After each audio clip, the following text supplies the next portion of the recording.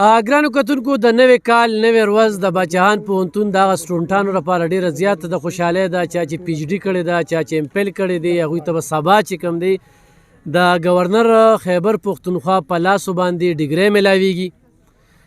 زه هغه ډیسک باندې موجود یم چېرته چې دغه قریبا 600 سټوډنټانو ته به دغه ډګرۍ ورکړې کېږي. د هغې دپاره چې کوم ډیسک لګېدلي، کوم کسان چې راځي دلته کې خپله حاضري لګوي او هلته کې ریهرسل کېږي. دغه کې چې کوم کسان ګډون نه کړي نو سبا په دغه فنکشن کې هغوی ګډون نشي کولی.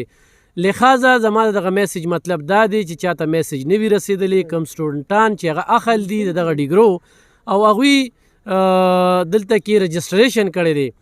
بله خبره زه دا هم کومه چې رښتیا راځي نو د روغو کلي روان کړي وي په څومره پوهنتونونو کې چې لاړ شي نو 4.5 زره د دغه رجسټریشن فیس دی. په دغه پوهنتون کې 1000 روپۍ چې کوم دی نو چارج شوي دي.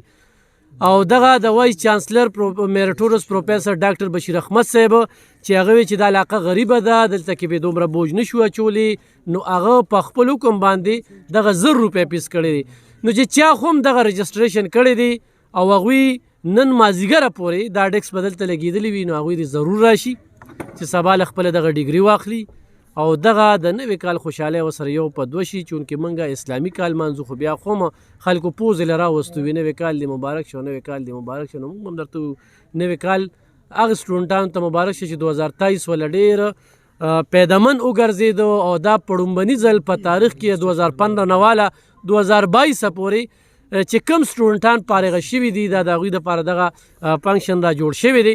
کم سټوډنټان چې پاتې کېږي نو څو میاشتې پس یو بل فنکشن به کېږي او هغې دپاره به بیا چې کوم دی نو بیل یو پروګرام کېږي نو هغه ته هم دغه ډګري میلاویږي.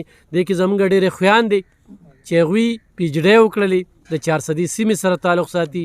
هغه ټولو ته د زړه تله مبارکي ورکوم. یقینا دا زموږ دپاره د فخر خبره ده. خو والدینو ته دا وایم چې دا دومره لوی تعلیم وکړي نو بندیوان یې مه ساتئ.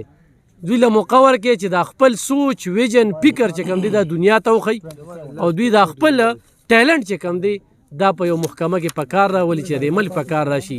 موږ د دلته کې څه کوو؟ بس د ټیچرۍ نه علاوه وبه کې پی ایچ ډي ایم پیل به وکړي او عام چې کوم دی نو پی ټي سي ټیچره به یې کړو.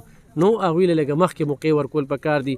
د دې پروګرام او د دې میسج مقصد مې دا دی چې کوم سټوډنټان رجسټریشن کړی دی هغه د پوري نن ورځ کې باچاهان پوهنتون ته ځان ورسوي چې سبا په دغه فنکشن کې هغوی شامل شي. مننه.